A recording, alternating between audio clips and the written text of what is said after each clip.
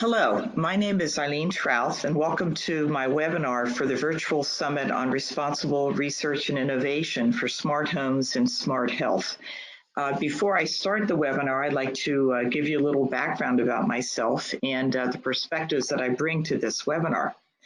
I'm a professor emeritus at Pennsylvania State University in the fields of information sciences and technology and women's gender and sexuality studies. So for the past 30 years, I've conducted research and taught and written about other parts of the world, and in particular, Europe.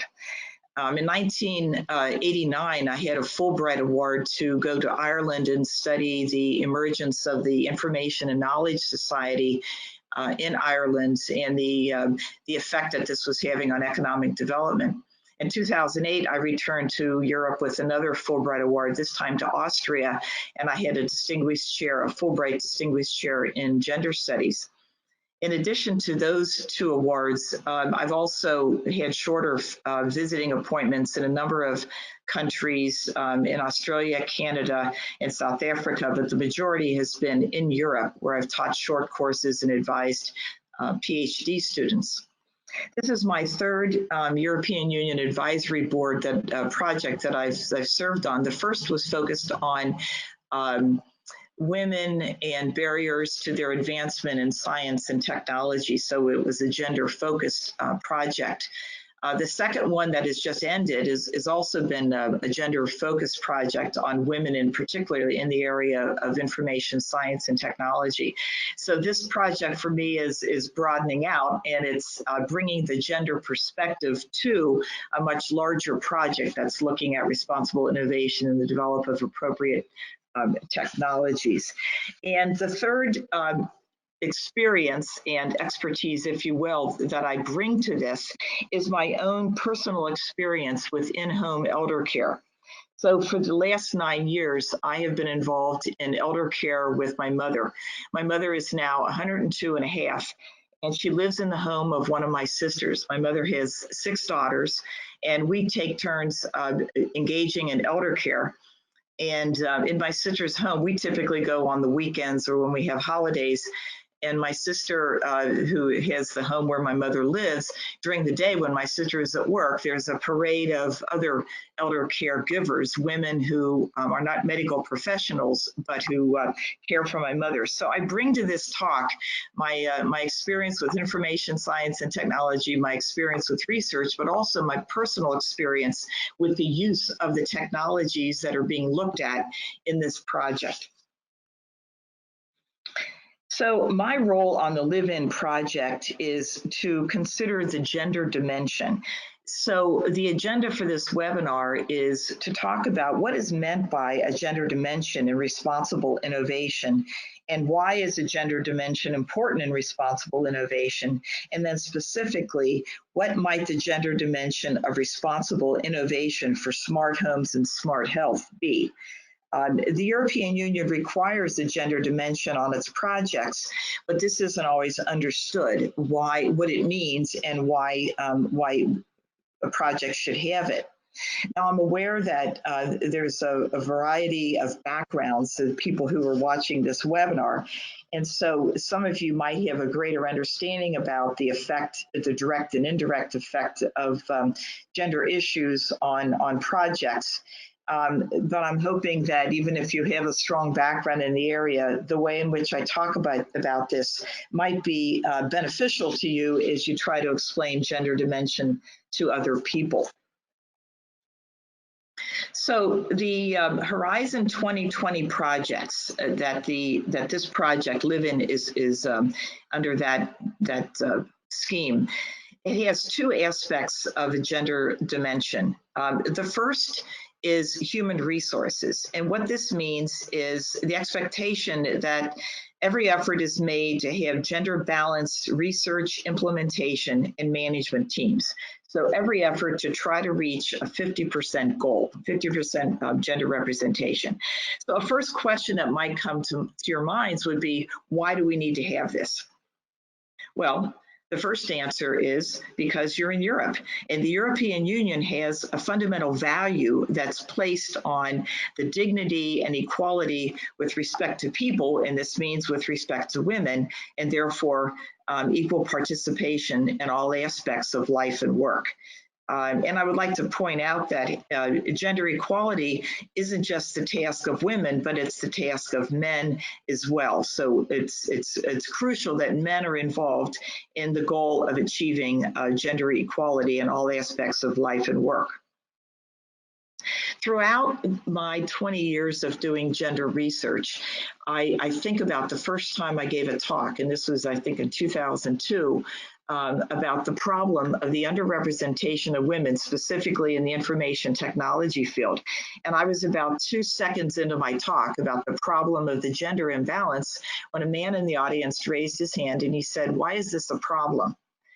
So that was a very strong message to me, that people don't automatically assume that having a gender balance is a value, or that gender underrepresentation is a problem. So ever since that experience, every time I talk about underrepresentation, gender, social inclusion, I always talk about the why it is important. And for very practical business reasons, it is important to approach this goal, this human resource goal of an equal gender representation. The European Union 2020 projects are directed at innovation and making Europe more competitive through innovation. And it works against that goal to not enroll all the people in the society. So if only half of the population is involved in this goal of innovation, Europe is going to lose. So for very pragmatic reasons, competitive advantage suggests that you want to try to enroll as many people as possible. So that's an important pragmatic reason. Another reason, and this links back to the first thing I said about societal values, the European Commission policy is directed towards gender mainstreaming. So gender mainstreaming is an important term, and if you're unfamiliar with it, is something that you may want to do some more reading about. So gender mainstreaming means having increased attention to gender perspectives in projects. And this emerged back in the 90s from the United Nations Beijing Conference on Women. So the focus on moving gender into all aspects, and we'll be seeing all the examples. So basically what I'm talking about with having a gender dimension and responsible innovation, I'm talking about what gender mainstreaming is and why you would need to do it. Another aspect of European Commission policy has to do with equality legislation. So within the European overall and also within member countries, there are policies and there are laws with respect to quotas in the percentage of women. So for example, countries that require 30% of boards of directors being women, or others requiring or having a target goal of 40 or 50%. So there's actual laws and initiatives that are also pushing this gender mainstreaming. And finally, another document to look at, if you haven't already, Strategic Engagement for Gender Equality 2016-2019. So this is a view about how to engage in gender equality and what some of the targets would be. There are 5 goals, and 3 of them are directly relevant to this project. The first is to increase the labor market participation and economic independence of women. And closely related to that is to reduce the pay gap, the gender pay gap. And third is to promote equality in decision making. So there's probably no better way to increase the economic independence of women and reducing the pay gap than for women to be engaged in high income areas such as work in the knowledge and information economy. The other 2 goals of these 5 goals from the strategic engagement document are to combat gender violence and promote global gender equality. So we can see that having this human resource dimension is something that is that is being directed by business needs, competitive advantage, by societal values, and by the European Commission policy itself. But in addition to this, having a gender balanced human resource approach, so where you attempt to have this 50% goal of the women participating in the innovation activity, also has a direct impact on the other aspect of what it means to have a gender dimension. And this is the gender dimension of the content itself. And so another term to note and to be thinking about is gender analysis. Okay, so now we're getting down into the actual research and development work. Now, a question that has been raised and when I give talks and has been raised on various projects is, what does gender have to do with chip design? Well, if we accept the fact that there is not a male brain and a female brain, one answer would be, well, maybe gender doesn't have anything to do with chip design. And I've been asked, what does gender have to do with IT? But another response would be, well, if we don't involve all of the potential innovators in our society, then gender has a lot to do with chip design, because we're excluding people who may be making the newest innovations in chip design. So I wouldn't rule out what gender has to do with chip design automatically. So if you have a setting, and those of you who are maybe working in this area, where there is not very much gender representation, think about the innovation and ideas and the creativity that you may be missing out on. The other part of this answer is it's not just the chip design or the technology development per se, but how it is used. And that is, as I go through this webinar, what I'll be talking about more and more is actually how we're using this technology. Now, in talking about gender analysis, it's important to make a distinction between what gender means and also between sex and gender. So sex refers to physiology. So it refers to the physique, the hormones of males and females, boys and girls. It's the biology. Gender is about sociology. Gender is about one's role in society. It's about gender norms, the definition of masculinity and femininity. Gender is about what's expected and allowed in a society, what is valued in a society. Gender roles are socialized, so they're not fixed. They're not fixed in time, and they're not fixed in place. As I have taught and conducted research in various countries, I've looked at things like bus driving, and so where is being a bus driver something that fits within the domain of a woman's gender role, and where doesn't? And I've seen that in different countries, bus drivers might only be men, and in other countries, bus drivers might be both men and women. So that's an example what I mean about socialized gender roles. We have gender systems. So we have gender systems that are institutionalized in educational, political, and economic systems. It's part of our culture, part of our laws, part of our traditions. So what are the ways in which we shape women and girls to be doing certain kinds of activities, that we expect certain kinds of activities, and where we might discourage girls from participating in certain activities. And I would also like to emphasize that gender doesn't mean just women and girls. Quite often people talk about gender and use it as an equivalent term for women, and that's not the case. Gender means, the whole spectrum of the male biology to female biology and all of what gender is in our society. And we can think about gender issues that affect men in terms of where they might be underrepresented. An example might be in the case of men who are nurses. So gender applies to men and to women. Now what I'd like to do is move into whether and how sex is relevant. Okay, and I gave one little example talking about gender, talking about the chip design, but whether and how sex is relevant, and then where and how gender is relevant. Okay, so in terms of gender analysis of research and development content, where might sex be relevant? Well, sex is the most common examples that you'll see in the literature about this, is where the male body was taken as the norm in the research and the products that were designed as a result of it. A classic example that's given is the airbags that are in cars to protect a person when there's an automobile crash. That these airbags were designed based on a male body, and after the fact, it was discovered that people who have smaller bodies, typically women and children, this is very dangerous for them. So that's a classic example that is given. Another example would be hip and knee replacements. So again, these being based on a male body has an effect in terms of the hormones and the internal biological reaction to this foreign object that's attached to the body, but then also the center of gravity and other dimensions of male and female bodies.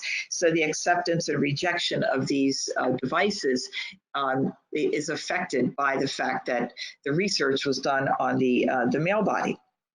An example that's fairly recent occurred in the United States. In March, there was supposed to be an all-woman spacewalk, and that had to be changed to have one woman and one man because they didn't have two spacesuits that would fit the women.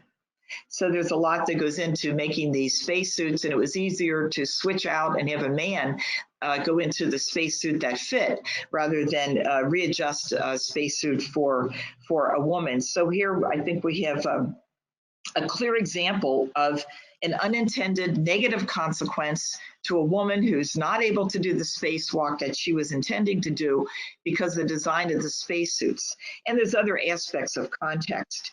As the articles written about this event pointed out, at one point for budget cutting, the very large suits and the very small spacesuits were they stopped making those to save money. But then when it was revealed that, well, men needed larger suits, the larger size suits were brought back in, but the smaller suits were not.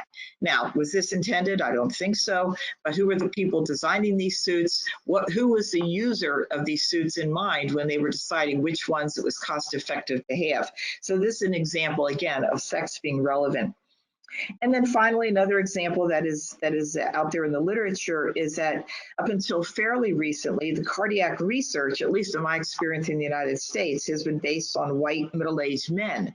So for the majority of my life, I have been told what the heart attack symptoms are, and then I get well into my adulthood before I find out that, no, that's not right. The symptoms that you might be experiencing are not the ones that are in the literature to suggest that you might be having a heart attack. So we can imagine the negative consequences that can result when a person is actually having a heart attack and doesn't know it. So what does it mean then to have gender relevance in our responsible innovation? So where is gender relevant? Well, there's two aspects of where gender is relevant. There's the terms to again, these is some more language and terminology to be remembering. One is gender blind research and one is gender biased research. So what is gender blind research? Well, gender blind research is research that is not taking women's experience into account when the research is being conducted. And it goes back to the question about what does gender have to do with chip design? So climate change, you may think, well, what does gender have to do with climate change research? Well, women are disproportionately affected by climate change research, or by the climate change that is occurring on our planet, because women are the majority of the world's poor. So they're disproportionately affected by drought and by flooding and other negative effects of climate change. Water infrastructure. Why would you think that has anything to do with gender? Well, it turns out that there's a direct connection between water infrastructure and girls' education in some African countries. Because of the gender roles, girls are the ones who get the water for cooking and for cleaning. And if the water is at a significant distance, there's a trade-off between having water for the family and going to school. So as a result, when the water infrastructure doesn't take into account the time and the distance for obtaining the water, this is a very negative consequence on girls' education. Ebola virus. it might be thought that, oh, that doesn't have anything to do with gender. It might have to do with sex and biology and how the disease and the germs affect people. No, it's connected to gender as well, because women are more of the caregivers. And so women are disproportionately affected by disease when they're doing the caregiving. Passive smoking.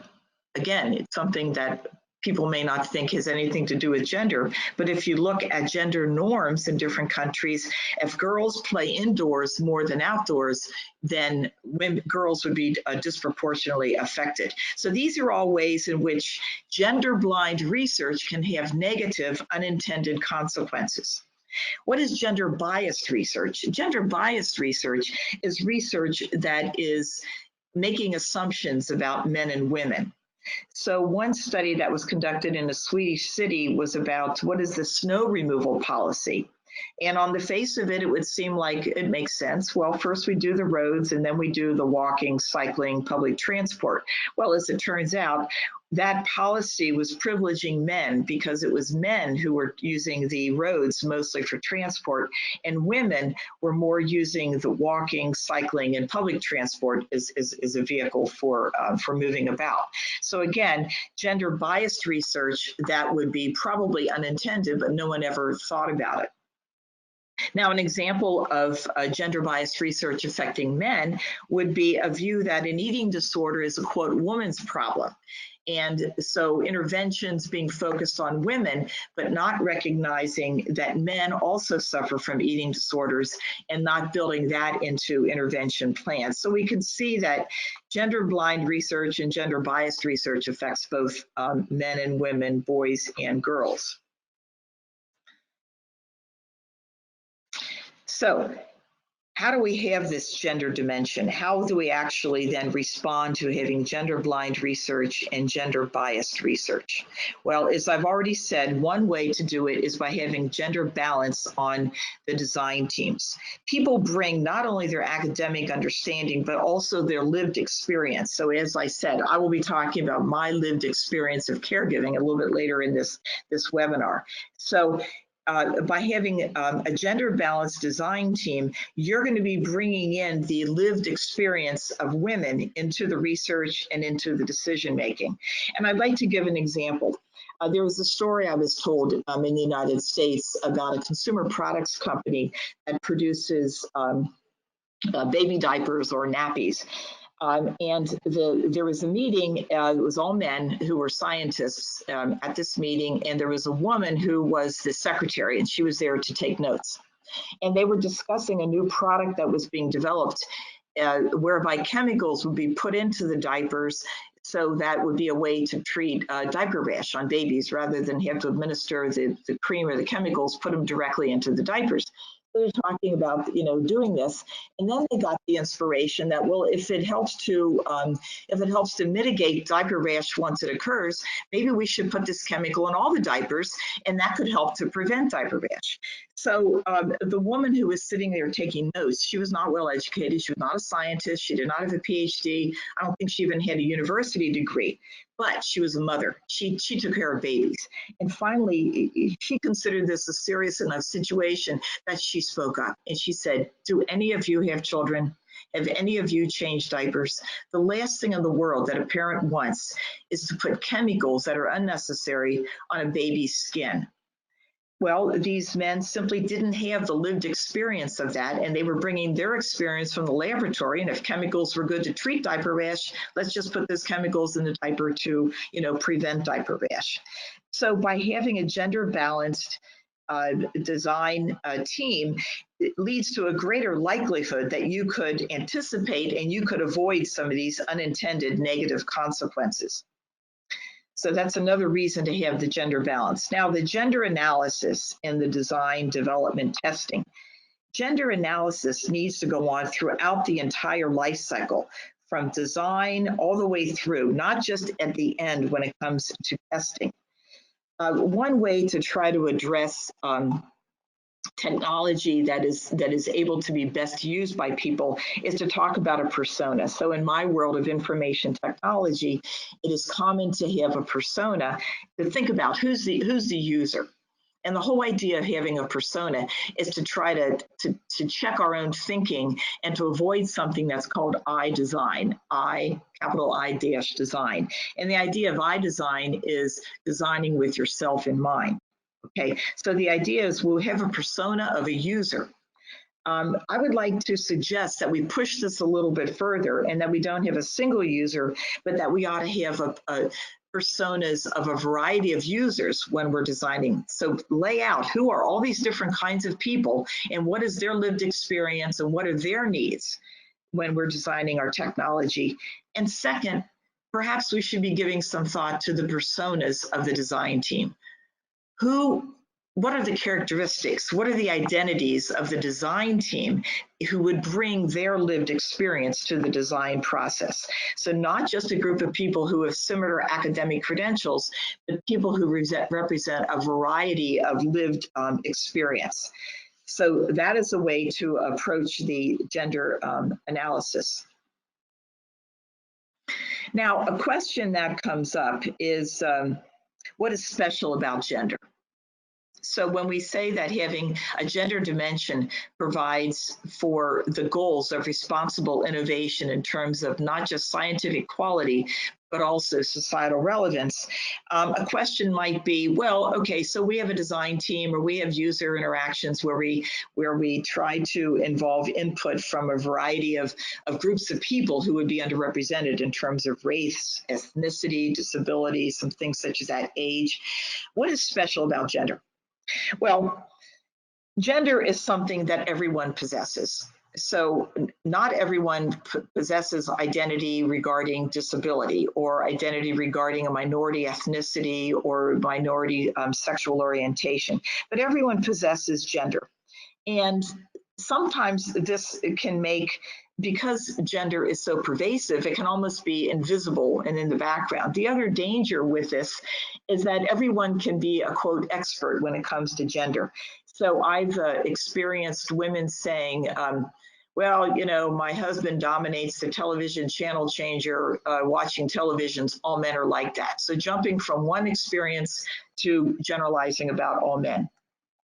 Or I would hear a man say, women don't like to do this kind of work. My daughter doesn't like it. Again, based on one experience and generalizing to all members of that group. So that's one of the challenges, and that's one of the things that makes gender different.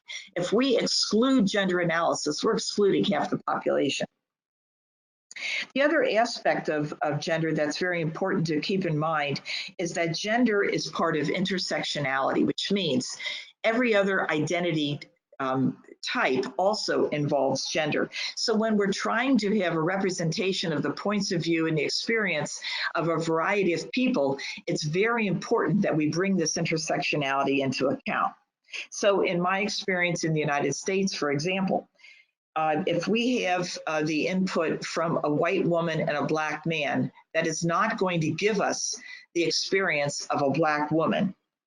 And in the case of Europe, if you have the experience and the input from a man migrant and a European woman, that's not going to give you the lived experience and the perspectives of a migrant woman. So intersectionality is another thing that needs to be taken into account. The final comment that I would make is, as I have shown, there's both the physical dimension, there's biological sex and where that comes in, and also there is gender. And so this is the social construction. And both of these things are relevant to our discussion of responsible innovation. So to have both the gender analysis and the gender balance on design teams helps us to avoid gender blind and gender biased products. And that's the kind of things, that is the goal that we aspire to achieve. Now what I'd like to do is to bring this down to the particular topic of responsible innovation for smart homes and for smart health. And I would have to say that I can't think of a project where having a gender dimension is more relevant than in this particular topic. Women are much more likely to bring the real world experience and insights to design because women play a larger role in domestic settings. There may be a woman designer who herself is not maybe full-time engaged in a domestic setting, but she would have observed her mother. And so she has role models who have been caregivers. And women, so we have the domestics for smart homes, and then we have women who play a larger role of caregiving, and they know the reality of care. So this is why I said something about my own experience I'll mention in a little bit. And so just as a little test, I think it would be interesting to ask yourself, how many men you know who are primarily responsible for the domestic setting in the homes? And how many men you know who are the primary caregivers, whether it's for children or for the elderly? Now, I realize there's always exceptions, but statistically, that's women are the majority. So because of this, we need to have their input from the beginning in all phases. So I want to emphasize that it's not simply a matter of when it gets to usability testing and labs and usability labs and workshops after all the design is done, but rather building it in from the very beginning. The gender analysis. Another point I'd like to emphasize is that women on average live longer than men. So it's particularly important that women's then input is brought into the design throughout the whole process. And if not, then this would be an example of gender biased research. So the technologies that are being thought about at this virtual summit, whether we're talking about the Internet of Things, or social robots, or smart health, or augmented reality, throughout the entire life cycle of the technology, the gender perspective, the gender dimension, a gender analysis needs to be brought in, and there's no better way to do that than by having diverse gender balance. Now, I would like to end this webinar by bringing this home to my own personal experience and to provide some examples of where I think a gender analysis has not occurred and the stakes are very high.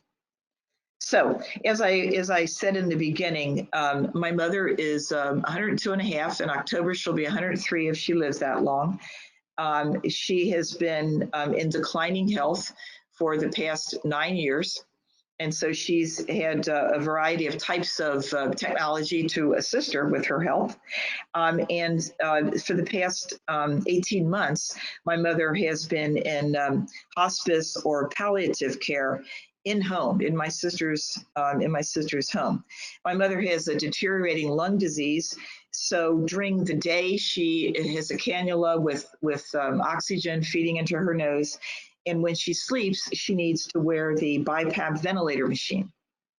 And my mother sleeps with her mouth open, so she needs to wear the BiPAP mask that covers her entire face. So for those of you who are not familiar with this, the mask, starts at her forehead and it goes down to her chin and it goes around her entire face, around her cheeks, and there's a seal.